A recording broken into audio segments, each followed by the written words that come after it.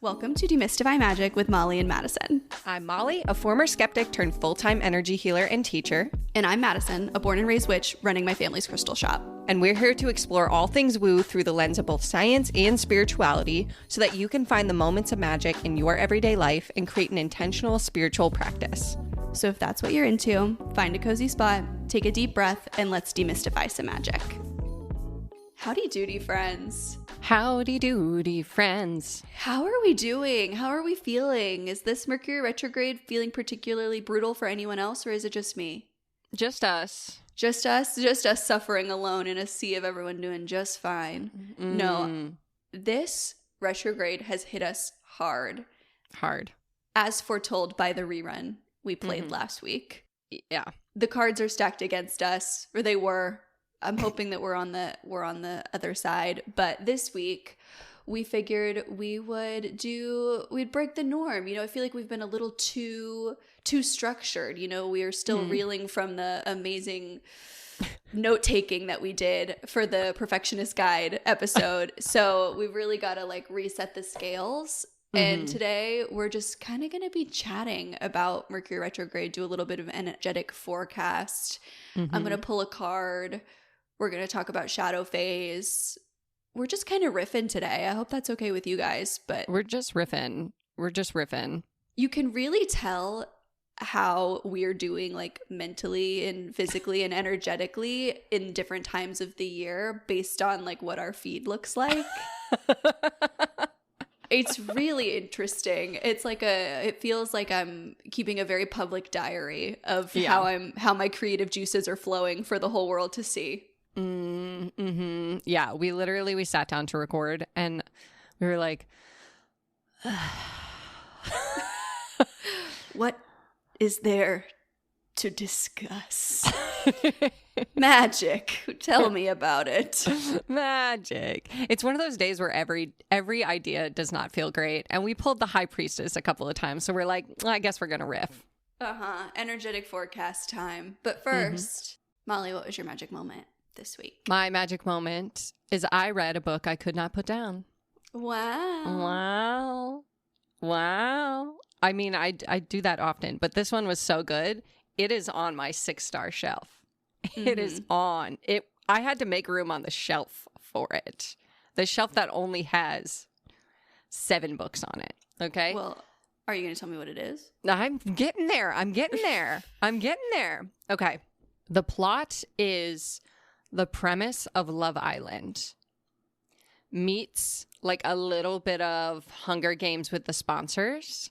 So they're in a villa and they have to couple up and they have to do like these tasks or these challenges to get things for the compound. So in order to get food and water and patio furniture and like, you know, alcohol and whatever, they have to do these tasks, and they have to do tasks on the big screen for everyone. Everyone has to like work together for the task. And then their little screens, they have individual tasks, but they can't discuss whether they're doing an individual task. So it's like I might go up and talk to Madison, and Madison doesn't know if that was a little task or if that was just me autonomously talking. So as you can imagine, it does become like Lord of the Flies. I would imagine quite quickly. Yes, which I love Lord of the Flies. That's like one of my favorite styles of books. It's just like the ruin of society just happening right in front of your eyes. I love that style of book. So that was the book. It was very like Love Island premise, Lord of the Flies plot, kept me going the entire time. It is called The Compound by Ainslie Rawle. That's a good pronunciation. Yeah, it feels like a Survivor Big Brother spinoff. Like those two things had a baby. Yeah, except it was like literally Love Island. I read it the day before the Love Island finale, and it literally changed the way I watched the finale. But is it a dating show? Yes, they couple up. Okay. I misunderstood that part. If you're not coupled up, if you're sleeping in a bed alone, you disappear the next morning. What do you mean disappear? Like you get booted off. Okay, like you go home or you die? Or is that like what we find out? I'm not going to say anything.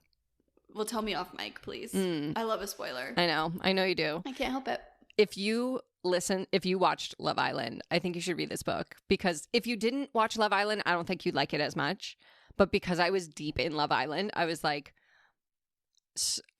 I was literally like, and that one's Austin, and that one's Ace, and that one's Shelley. Incredible. And the winner gets to keep the compound that they're living in.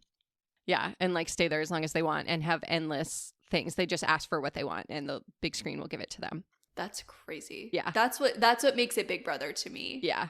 Wait, what is the premise of Big Brother? I've never watched it. You've never watched Big Brother? Okay. No. I haven't watched it in a long time. My mom used to really love it. But basically, Big Brother walked so Love Island could run. Is really the truth. It's not a dating show. It's like just a reality competition show. They compete for money. Mm-hmm.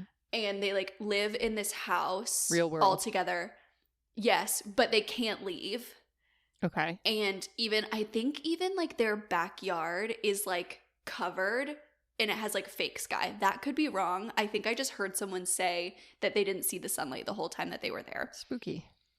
But they participate in challenges, like they make alliances, whatever. But the whole thing is live streamed 24/7.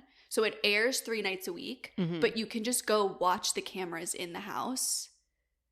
No. Whenever you want. No. Yeah, there is some Big Brother element. Wild. Yeah. And like they don't participate with the outside world at all. Like with the Love Island, they talk about how like they see and talk to the producers. That's not a thing on Big Brother. It's all through like speakers and screens in the house. Yes. So they only interact with each other. It's very Big Brother, Love Island, Lord of the Flies then. Yes. Mm-hmm. Yeah. The 3 things that you did not think you would hear in a trio this morning. on a magic podcast. On a moment. Yeah, on a podcast about magic. We're suddenly learning the rules of Big Brother. But anyways, it was a great book. One of my favorite books that I've read in a while. Could not put it down. Ending did not disappoint. Highly recommend. Madison, what was your magic moment? Well, I guess I win because Molly forgot something very exciting has happened since the last time we recorded. What?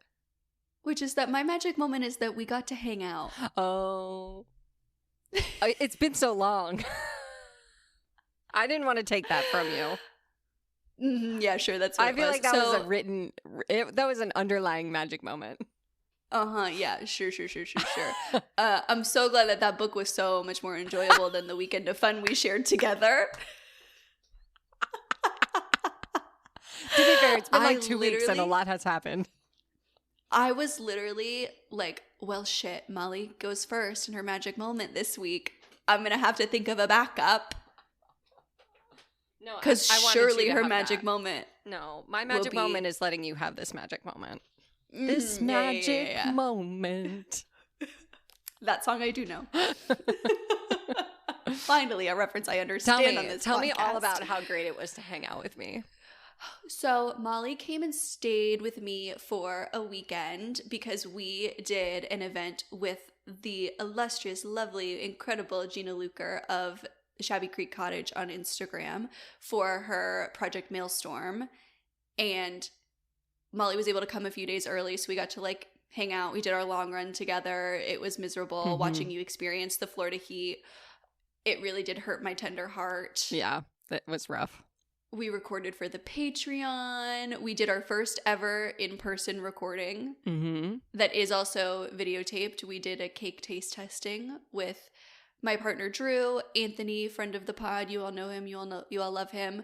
His husband Jared, and the 2 of us. And we just tasted some cake and we yapped, and it was so fun.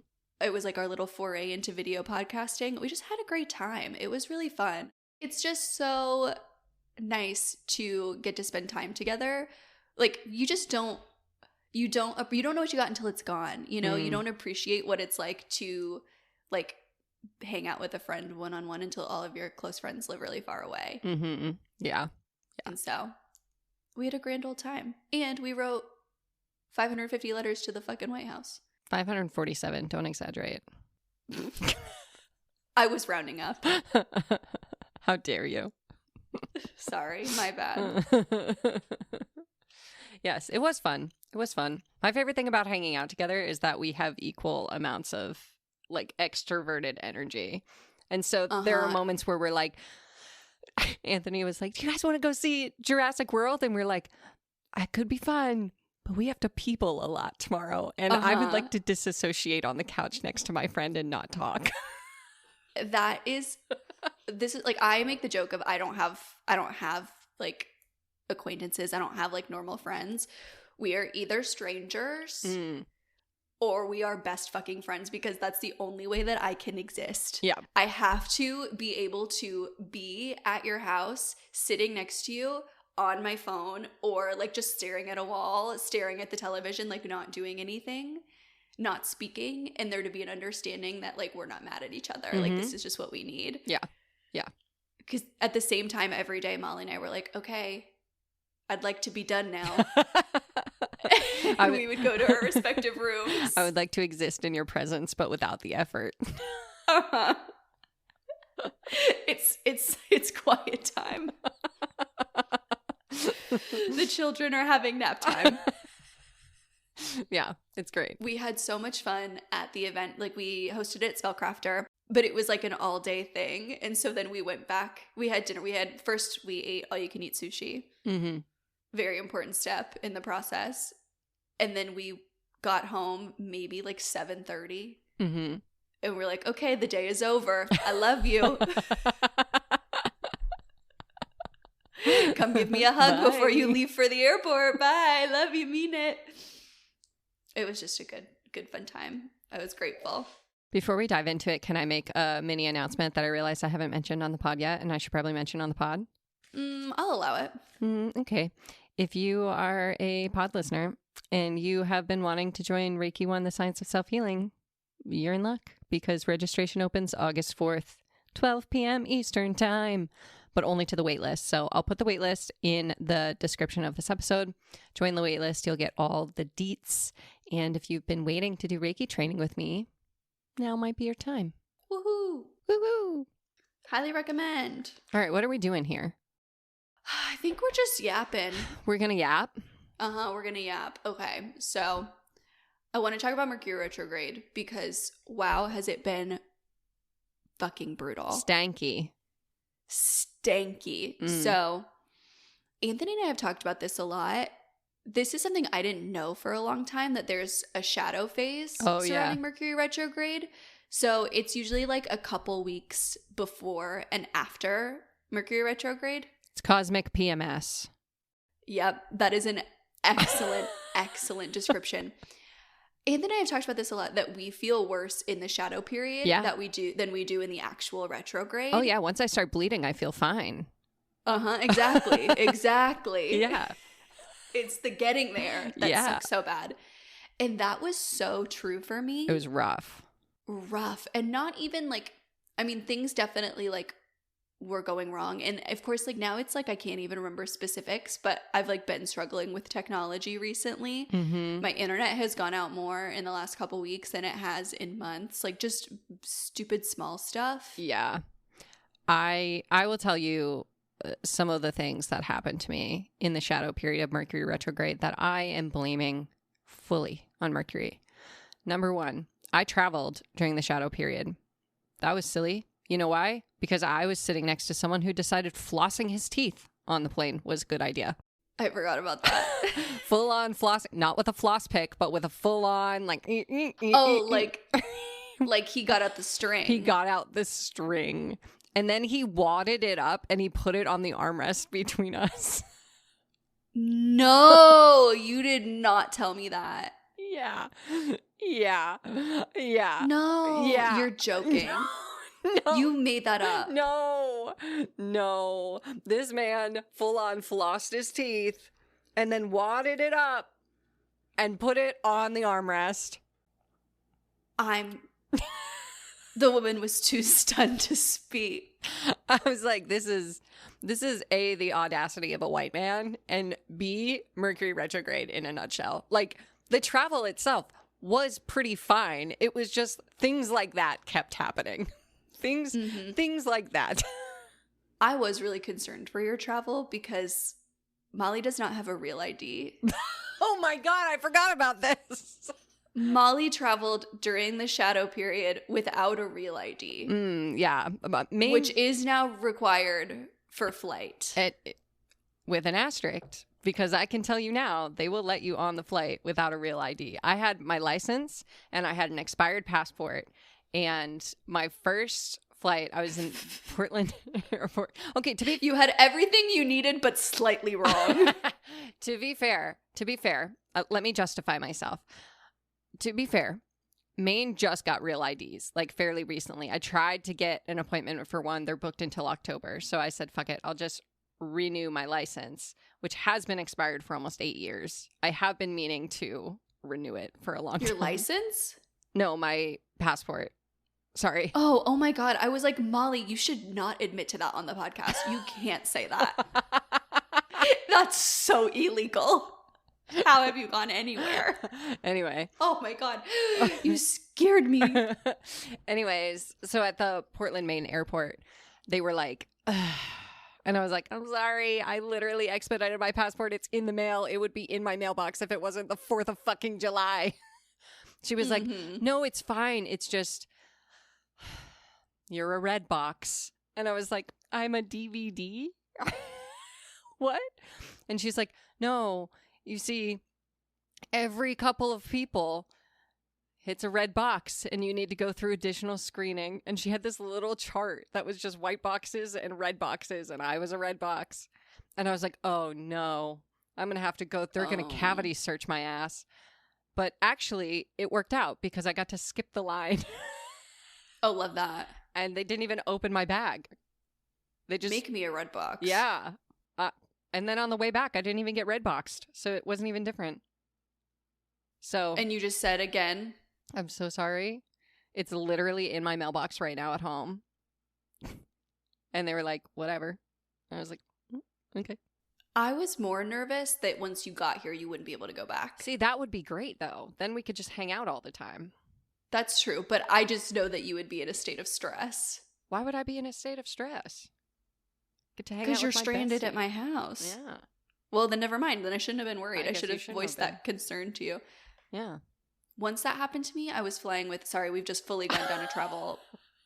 But when I was in college, I flew with Elliot. I took her to my hometown in North Carolina. Elliot's a cat. Oh, yeah, Elliot's a cat. Sorry. Not a Stardew Valley character.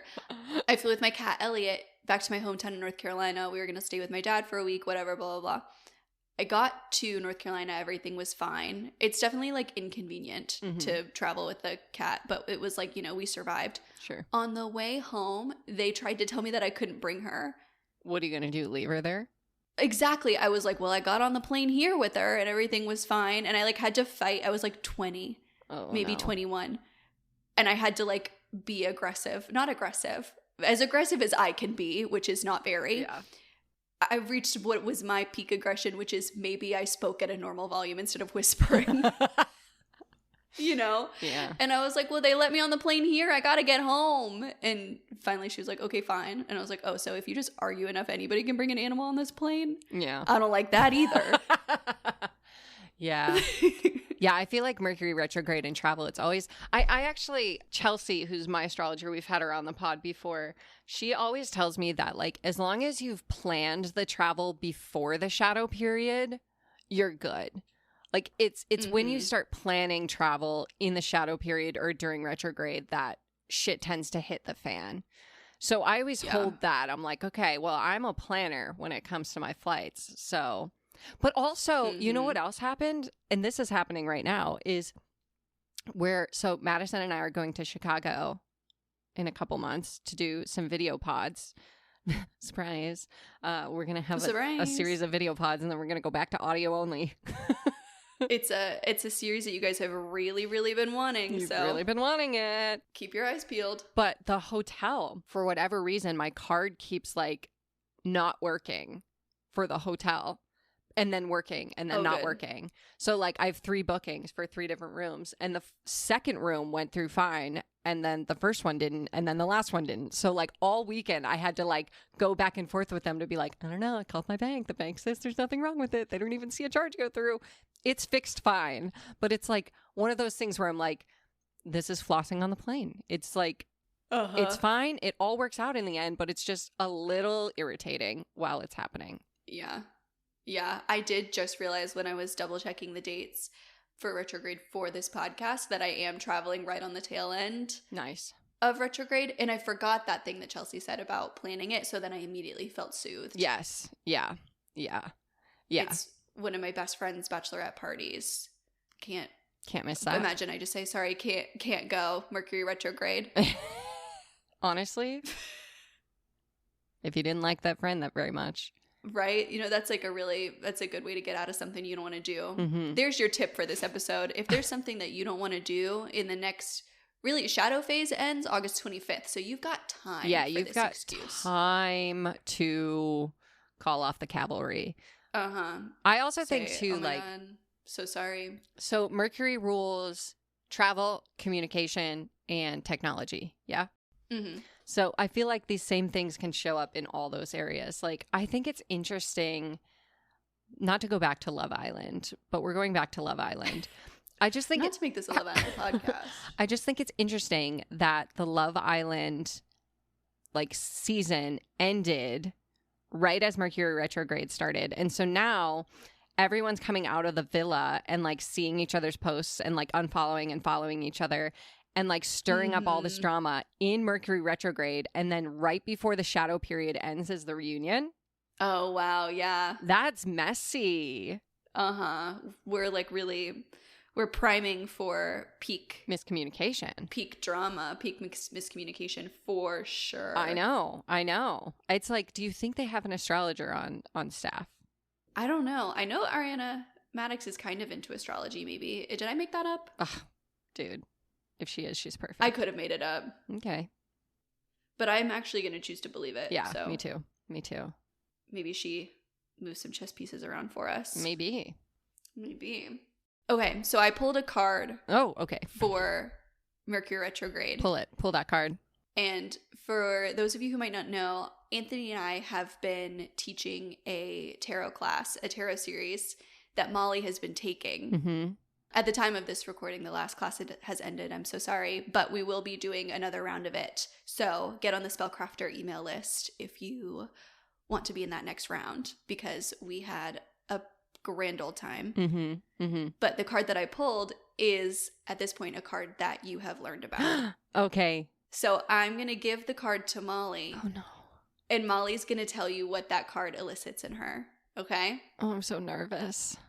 You're going to do great. You can reference your notes. Okay. All right. I'm not going to, but thank you. Okay. But just know that it's available to you. Mm. Okay. Your card for the end of this Mercury retrograde into the shadow phase is the Hierophant. Wait, can I see it? Uh-huh. This is what I've learned about learning tarot. And I'm like so open to the fact that I'm like, I have no fucking idea what that means when you show me, because you're using a different deck. I started the tarot class with one deck and I had to switch to a Rider-Waite tarot deck because like I couldn't learn the imagery in one and then like remember what it was for something else. Okay. Yeah, that's why that's my biggest rec to people, is to always use, like, just because if you're going to read books about tarot, if you're going to consume content around tarot, the Rider-Waite-Smith imagery is the most commonly used imagery. And so it makes it a lot easier to learn when you can have the image association with the meaning of the card. And then you can start to, I still don't feel super comfortable working with decks that don't use Rider-Waite-Smith imagery. And I've been reading tarot for over 10 years. Yeah. Okay. I remember this one. This is the one with the two bald guys. See, like I have to remember the two bald guys. They're listening. Oh, I was like, oh, yeah. Oh, I've never even noticed that. Yeah, the two bald guys are listening. And so this is where little Hierophant guy, he's like presenting. He's like speaking on the stage. He's like, ah. And they're listening. So this is unlocking knowledge, spiritual authority. The fool learns how to present himself. So I'm taking that as like creating, because there was something about like creating structure in this one too, like between the mundane and the magic. Mm-hmm. So It's a big structure card for me. Yeah. It's like very much it feels like foundation is the word that always comes to me when I look at this. So it feels like this is where we want to look at our rituals, our routines, and like making sure that those things are in order before we go into grander, bigger things, like things that are public facing or things that are, in those realms of like communication, technology, transportation.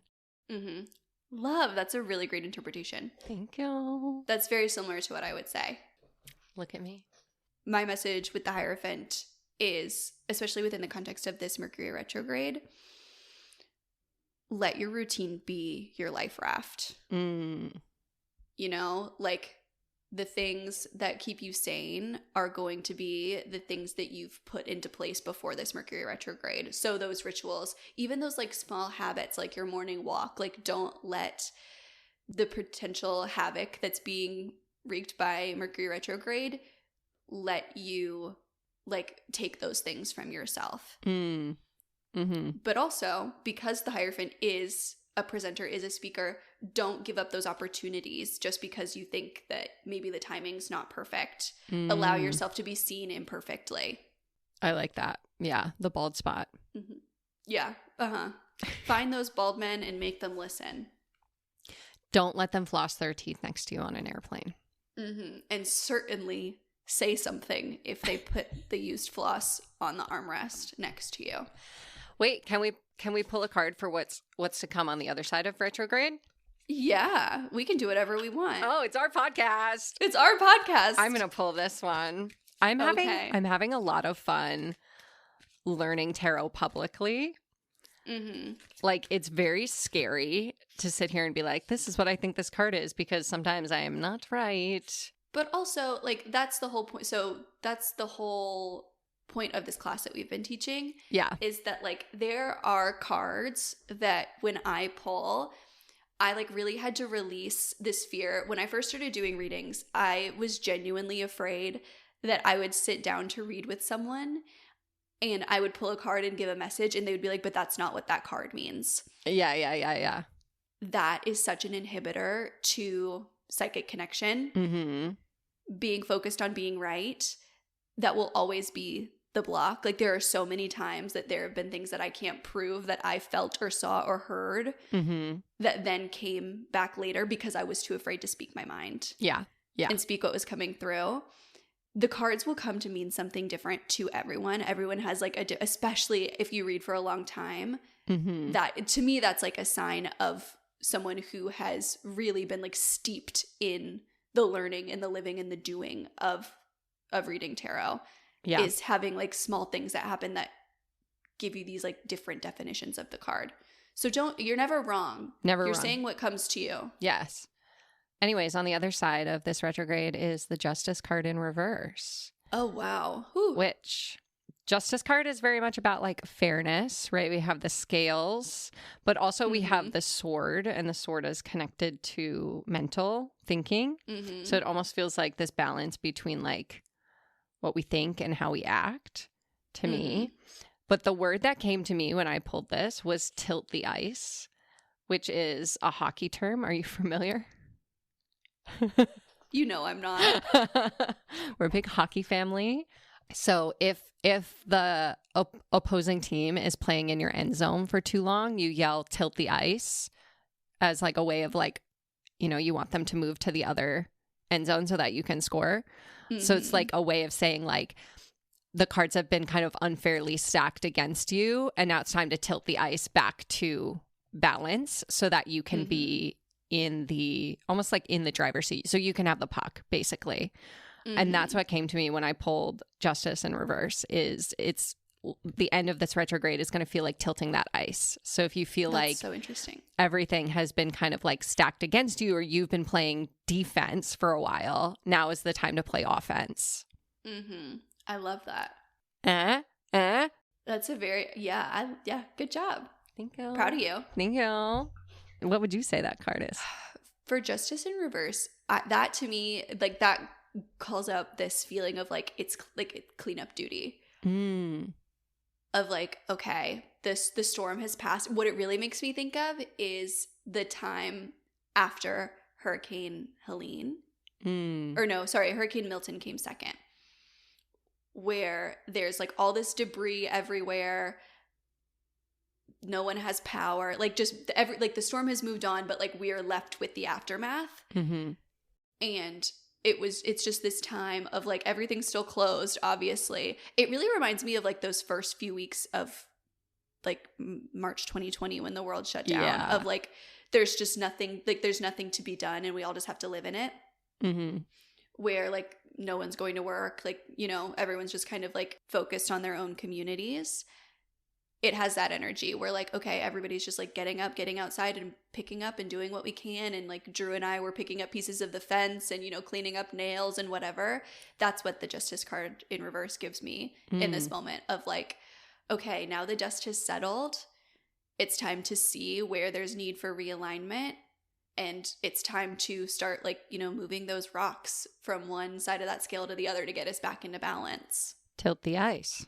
See, if I had had hockey terms, I would have had the exact same thought. But instead, unfortunately, I have hurricane terms. You know? Northern idioms versus southern idioms. You know? Yeah. I get it. Do you have anything that you've been like doing during this retrograde within your practice to stay grounded? Honestly, like pulling a card every day has been like the thing I've been most consistent with. And I love that. Meditation. I know. Yeah. I know. Some of you are rolling your eyes, but it has been pretty helpful to just spend the first few minutes of my day like in stillness, in quiet, drinking my coffee, and then I pull a card for the day. And I don't know. That's felt like a nice, like easy grounding ritual that I can do and not have to carve out my entire day. You know? Because I feel like Mercury retrograde, like the thing that I always struggle with is I'm someone that like, if I have an idea, I want to implement it right away. I want to get it done. When I have momentum, don't stop me. And Mercury retrograde always feels like a speed bump in the road when I'm trying to get somewhere like ASAP. And that feels really frustrating. And so it's hard for me to do rituals that slow me down even more because then it like builds this impatience in me. So just taking a few minutes to like pause, like almost feel in control of that speed bump, pull a card, set the tone for the day, and then go about my day has really helped me, I don't know, feel like I'm more in control of the speed at which I'm moving. Yeah. What about you? Totally. For me, like just putting my feet in the dirt has been a big one. Just like getting outside, honestly. We went to the beach the other day and getting in the salt water, I didn't realize would like have such a profound impact on me. I'm not really like an ocean person. Being taught the stingray shuffle at a young age really like imparted some fear in me. The what? You don't know about the stingray shuffle? What is a stingray shuffle? When you're in the ocean, when you're in the Gulf, okay, you shuffle your feet in the sand so that if there's a stingray on the ground, they will see you coming and they will leave so you don't get stung. I thought stingray was just like a cute nickname. I didn't know they actually stinged you. Yeah, they got stingers. I don't like that. Yeah, it's no good. I thought the stingray shuffle was going to be like the Cupid shuffle, like a cute little dance. No, I wish. I wish. No, it is unfortunately a safety precaution. And everybody does this? I mean, everybody that wants to keep their toes. What happens if you get stung? Nothing. I mean, it hurts. Is it like a jellyfish? I actually don't know. Do you have to pee on it? No. You know that's a myth too. I know. Sad. I know. Really ruined that episode of Friends for me when I learned that. Yeah. But yeah, stingray shuffle. But anyways, now I've imparted this fear onto you. So you're welcome. Like being out in nature has been a huge thing for me. I also have been like religiously drinking the magic hour Mercury retrograde mint tea. That's like my nighttime staple. Yeah. I drink it all the time just because I really like the taste, but then I get to like have that added intention during this time. So that makes me feel like, you know, I've made a good investment. But really, like more than anything too, like rest has been the biggest ritual for me in this time. I've felt so like, you said the Mercury retrograde is like a speed bump. For me, it feels like a fucking brick wall. Like that I cannot, it's like you shall not pass. Yeah. Do not pass go. Do not collect $200. And that is something that's really hard for me. I get like this every time of year too. I feel like it's like very compounded. I feel like we talk about this where I feel like I have seasonal depressive disorder, but in the summer. Yeah. And so it's already like this period where I struggle because it's so fucking hot. It's hard to get outside, which is the thing that makes me feel better. It's like the slow season in terms of like, it's just not the time when we're like rolling out a bunch of new products or like doing exciting things. Sometimes we do the buying season, but this year we didn't. Well, I didn't go. Somebody else went. But it's just like a lot of things just slow down in terms of like what I need to do. I hate that. And then retrograde literally just like puts a wall in front of me and is like, you're going to stay put. You're going to stay right where you are, and I will release you on August 25th. Yeah. I felt so tired. Same. Like it genuinely feels like cosmic PMS. Yeah. Like my period app was like, you're ovulating, experience lots of energy. And I was like, fuck no. Yeah, nice try. I'm staying in bed all weekend. You thought. LOL. It's just, I can't. Yeah. Is this episode good or is this a bad episode? I don't know. I can't really tell. I can't tell either. You know what? They'll let us know. They'll let us know. Is there anything else? Any other tips and tricks you have for Mercury retrograde? Yeah. That was it. That's the clip. That's the clip. You know, something that comes to me a lot when we talk about this, like when we talk about retrograde, when we talk about the speed bumps, when we talk about stuff like that, is something that my mom always says: the obstacles are the path. Yeah. And that is what I've been hanging on to as of late, of like, the obstacles are the path. There is no world in which you know, feel great and productive and creative all the time. Yep. So if you're in a period where you need more rest, take advantage of that and know that you won't need this forever. And you will look back on this time when you maybe had more opportunities for rest with like joy and gratitude and like maybe a little bit of jealousy. Yeah. You'd be like, hot diggity damn. Remember that weekend I could just sleep in and read a book about the Lord of the Love Island flies? Yeah. Big Brother flies Love Island. Love flies Big Brother Island. Big Brother Love Flies Island. Big flies. Big flies. Love Brother Island. Yes. There we go. Big flies. Love Brother Island. There we go. We did it. We got there. Okay. I think we did it. Is that the episode? I think we did it. I fear we peaked. There we go. We did it. You had to wait all episode to get to the big one. Thank you so much for listening. I can't promise we'll be better next week, but we'll be here. We'll be here. And we love you. Bye. Thanks for listening to Demystify Magic with Molly and Madison. If you want to learn more about us, you can find all our links in the show notes. We'd love to know what you think of today's episode, so drop us a review or give us a shout out on social media. And don't forget to let us know your magical moment of the week. Okay, love you. Bye. The Nordstrom Anniversary Sale is on now. Shop new arrivals on sale for a limited time from Madewell, Bobbi Brown, New Balance, and more. You'll find tons of deals under $100 on summer-ready fits, plus beauty exclusives from your favorite brands. Nordstrom makes shopping easy in stores, at Nordstrom.com, and on their app. Hurry, prices go up August 4th.